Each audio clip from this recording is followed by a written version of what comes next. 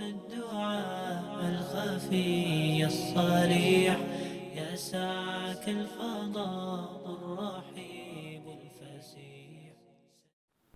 السلام علیکم ورحمۃ اللہ وبرکاتہ۔ ریڈیو HRDF میں خوش آمدید۔ پیارے خباب، آپ کو مشرکوں کی طرف سے سب سے زیادہ ظلم سہنا پڑا۔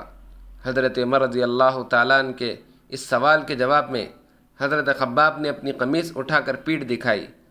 حضرت عمر رضی اللہ تعالیٰ عنہ یہ دیکھ کر چونک گئے اور حضرت خباب سے پوچھا، یہ کیسے ہوا؟ حضرت خباب رضی اللہ تعالیٰ عنہ نے کہا، مشرکین نے میرے لیے لکڑیاں جلائی، پھر جب وہ کوئلہ بن گئی تو میرے کپڑے اتار کر مجھے انگاروں پر ادھر سے ادھر گھسیٹتے تھے، جس کی وجہ سے میرا گوشت ہڈی سے الگ ہو گیا۔ میرے جسم سے جو سوجن نکل رہی تھی، اس کی وجہ سے آگ بجھ گئی۔ حضرت خباب رضی اللہ تعالیٰ عنہ اپنی زندگی کے آخری ایام میں ایک بہت ہی امیر آدمی بن گئے۔ جو وہ خیرات دے رہے تھے وہ غیر معمولی اور شاندار تھا۔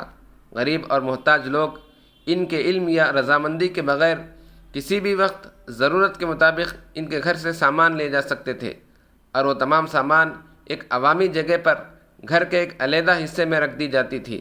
ان سب کے باوجود وہ اس چیز کو لے کر رویا کرتے تھے، کیا کل مجھے اس دولت کے لیے اللہ کے سامنے سوالات کا سامنا کرنا پڑے گا؟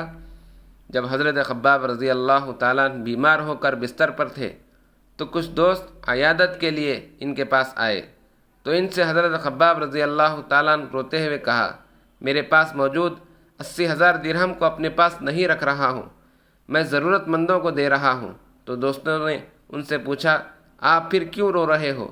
تو انہوں نے جواب دیا، میرے دوست بغیر کسی اجر کے دنیا سے چلے گئے، میں رہ گیا ہوں، مجھے جائیداد بھی مل گئی، میں یہ دیکھ کر رو رہا ہوں، کیا یہ میری قربانیوں کا صلہ ہوگا؟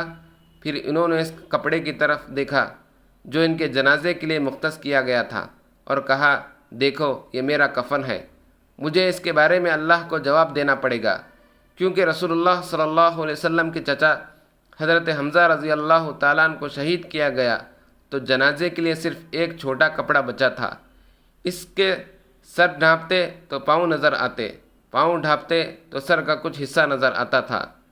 ہجرت کے 37ویں سال بے مثال بہادر حضرت خباب رضی اللہ تعالیٰ عنہ دنیا سے رخصت ہو گئے۔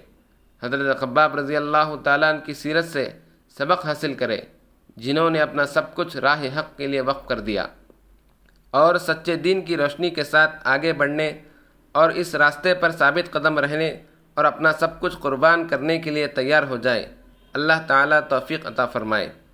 اے ہمارے پروردگار، صبر و استقلال کی صفت پر ہم پر انڈیل دے، ہمیں ثابت قدمی بخش دے، اور ہمیں اس کافر قوم کے مقابلے میں فتح و نصرت عطا فرما، آمین۔ وبث الدعاء الخفي الصريح يسعك الفضاء الرحيم.